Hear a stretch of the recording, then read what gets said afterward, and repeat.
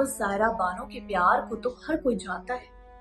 किस तरीके से सायरा बानो हमेशा साय की तरह दिलीप के साथ ही बनी रही। लेकिन क्या कोई जानता है, दिलीप ने सायरा को भी धोखा दिया था, उनका भी दिल तोड़ा था।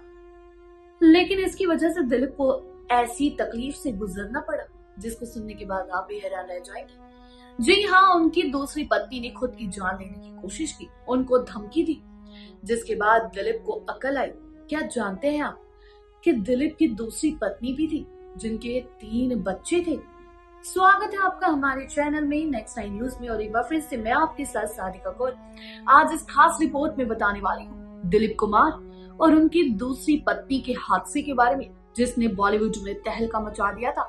सायरा बानो ने दिलीप को धमकी दे दी थी, जिसकी वजह से उनकी दूसरी पत्नी को उनको पाकिस्तान में भेजना पड़ा। क्या उनकी दूसरी पत्नी उनके अंतिम संस्कार में आई थी? कौन थी वो अनजान औरत जो अंतिम संस्कार में आई थी और दिलीप के रिश्तेदार होने का दावा कर रही थी? देखिए हमारी खास रिपोर्ट। शायद ही कोई जानता होगा कि दिलीप कुमार की दूसरी पत्नी भी थी। जी हाँ, आज हम आपके सामने खुलासा करने वाले हैं उनके दूसरी पत्नी के बारे में, और आखिर वो कहाँ है, क्या वो दिलीप कुमार के अंतिम संस्कार में पहुंची थी या नहीं। दिलीप कुमार और सायरा बानो के प्यार की फिल्म इंडस्ट्री में मिसाल दी जाती है। सायरा दिलीप कुमार से 22 साल छोटी थी, लेकिन दोनों ने उम्र को कभी अपने प्यार के आड़े नहीं आने दिया।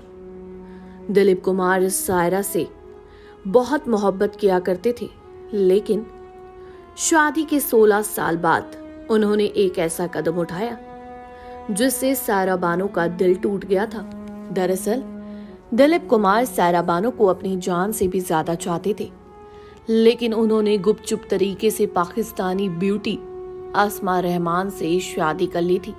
ये 80 का दशक था जब हर ओर दिलीप कुमार की दूसरी शादी के चर्चे थे, लेकिन ट्रेजेडी किंग हमेशा इन खबरों को नकारते आए। हालांकि काफी सालों बाद दिलीप कुमार ने अपनी दूसरी शादी पर चुप्पी तोड़ी थी और शादी को अपनी बड़ी भूल करार किया था। वहीं एक रिपोर्ट के अनुसार दिलीप कुमार ने अस्मा से हैदराबाद में शादी की थी। शादी करने के बाद दिलीप कुमार उन्हें अपनी पाली हील वाले बंगले पर ले आए थे। कई दिनों तक अस्मा वहां रही, लेकिन तब तक ही जब तक सायरा बानो को इसकी भनक नहीं थी। बता दें, पड़ोसियों तक दिलीप कुमार की दूसरी पत्नी की बात पहुंची तो इस खबर को मीडिया तक पहुंचने में देर नहीं लगी। वहीं एक मैगजीन के राइटर आसिफ अयूब सैयद ने ये स्टोरी ब्रेक की तो हर जगह दिलीप कुमार की दूसरी शादी की चर्चा होने लगी।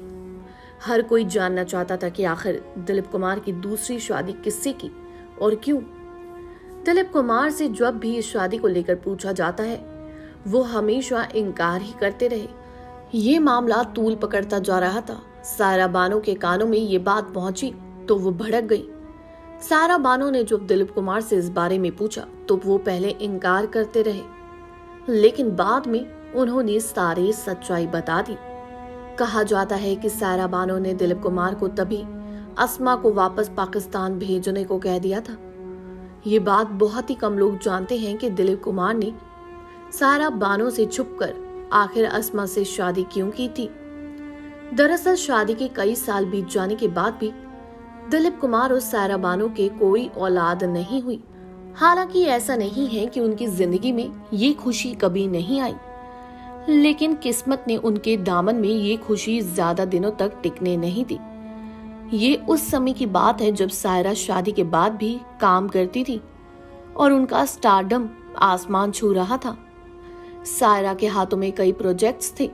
इस बीच सायरा बानो प्रेग्नेंट हुई तो दिलीप कुमार की खुशी का ठिकाना नहीं रहा। दिलीप कुमार चाहते थे कि सायरा प्रेगनेंसी में फिल्में ना करे, पर सायरा अपने कमिटमेंट की पक्की थी, इसलिए उन्होंने काम करना जारी रखा। पर उन्होंने दिलीप कुमार को भरोसा दिलाया था कि वो अपना पूरा ध्यान रखेंगी। कहते हैं कि जो किस्मत में होता है उतना ही मिलता है, ना उससे ज्यादा और ना उससे कम। दिलीप कुमार और सायरा बानो की किस्मत भी कुछ ऐसी ही निकली। शायद दोनों ही जिंदगी में औलाद का सुख नहीं था। एक बार शूटिंग के दौरान सायरा की तबीयत बिगड़ी और डॉक्टर्स ने बताया कि इनको ब्लड प्रेशर है। और उनका मिस गैरेज हो गया। ये खबर जब दिलीप कुमार को लगी तो वो टूट गए। ये खबर सुनने के बाद वो इतना रोए थे मानो उनके हाथ से सब कुछ निकल गया। कहा जाता है कि औलाद का सुख पाने के लिए दिलीप कुमार ने अस्मा रहमान से शादी की थी, लेकिन उनसे भी उन्हें वो खुशी नहीं मिल सकी। वहीं आपको बता दें, कहा तो ये भी जाता है कि 1981 में हैदराबादी अस्मा साहिबा रहमान से शादी करके दिलीप कुमार बहुत पछताए थे। कहा जाता है वो मूल रूप से पाकिस्तानी और तलाकशुदा थी। उनको पहले से ही 3 बच्चे थे जो कि उनके पहले पति के साथ रहते थे। उस वक्त की मीडिया रिपोर्ट्स में कहा गया था कि दिलीप कुमार ने अस्मा से शादी इसलिए की क्योंकि सायरा बानो से उनकी कोई संतान नहीं थी। हालांकि शादी की उम्र लंबी नहीं थी और साल 1983 में दिलीप कुमार की शादी का अंत हो गया। दिलीप कुमार ने अस्मा से तलाक ले लिया और वापस सायरा बानो के पास पहुंचे थे। सायरा तो उन्हें दिल और जान से चाहती थी। उन्होंने माफ कर दिया और वो फिर से पति पत्नी बन गए। दिलीप कुमार मीडिया जगत का बहुत बड़ा नाम थे, इसलिए उस वक्त इस बारे में ज्यादा छापा और दिखाया नहीं गया।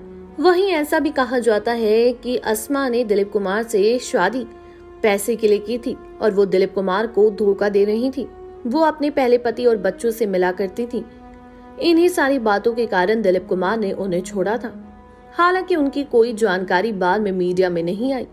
लोग कहते हैं कि वो भी अपने पहले पति और बच्चों के पास लौट गई। वहीं जब दिलीप कुमार ने अस्मा से तलाक की बात की तो आपको बता दें कि अस्मा ने खुद की जान लेने की कोशिश की। उन्होंने दिलीप साहब को धमकी दी कि वो मीडिया में आकर सब कुछ बता देंगी कि किस तरीके से आपने उनको धोखा दिया है, किस तरीके से बच्चे की चाह की वजह से आपने मुझसे शादी की। वहीं आपको बता दें, दिलीप साहब ने जब अस्मा के मुंह से ये सारी बातें सुनी कि वो उनको मीडिया के सामने आने की धमकी दे रही है, उसके बाद से दिलीप कुमार को यकीन हो गया कि अस्मा उनके लायक नहीं है और दिलीप कुमार ने फैसला किया कि वो अस्मा से तलाक लेंगे। वहीं इसी के बाद दिलीप कुमार ने अस्मा को तलाक के लिए राजी कर लिया और कहा जाता है कि अस्मा को दिलीप कुमार ने मुंह मांगी रकम दी। हालांकि अस्मा ने इस बात को सबके सामने नहीं बताया, लेकिन दिलीप कुमार ने अपनी बुक में लिखा है कि अस्मा ने उन्हें कहा था कि मैं उनसे बहुत प्यार करती हूँ। वहीं अस्मा ने अपनी जान तक लेने की कोशिश की थी, जिसके बाद दिलीप कुमार को पता चल गया था कि ये औरत मुझे पाने के लिए कुछ भी कर सकती है और जल्द ही दिलीप को अपनी गलती का एहसास हुआ। वो तलाक लेकर सायरा बानो के पास लौट आए और उसके बाद से ही ये कपल एक आदर्श कपल की तरह रहा। भले ही इनकी कोई औलाद नहीं थी, लेकिन इनके परिवार में बहुत से बच्चे हैं जिनको इन दोनों ने अपने बच्चों की तरह ही माना। वहीं कहा जाता है कि अस्मा की इस हरकत के बाद से दिलीप कुमार ने कभी भी किसी महिला के ऊपर आंख उठा के तक नहीं देखी। हाल ही में जब दिलीप कुमार का निधन हुआ तो एक अनजान औरत ने वहां पर शिरकत दी थी। जी हाँ, एक अनजान औरत दिलीप कुमार के निधन के वक्त आई और उसने दिलीप कुमार को अपना रिश्तेदार बताया। हालांकि परिवारजनों ने कहा कि वो उनको नहीं जानते और उस औरत को बाहर निकाल दिया गया। कोई नहीं जानता कि आखिर अस्मा रहमान अब कहाँ है, लेकिन पाकिस्तान की ब्यूटी, उन पर दिलीप का दिल तो आ ही गया था। लेकिन दिल आने से सबसे ज्यादा जरूरी था कि उनको औलाद की जरूरत थी। दिलीप कुमार टूट चुके थे क्योंकि 16 साल बाद भी उनकी कोई औलाद नहीं थी। एक औलाद को पाने के लिए उन्होंने एक ऐसी महिला से शादी कर ली थी जो पहले से शादीशुदा थी, जिनके 3 बच्चे थे। जानकारी अच्छी लगी हो चैनल को सब्सक्राइब करें, बेल आइकन दबाना ना भूलें। धन्यवाद।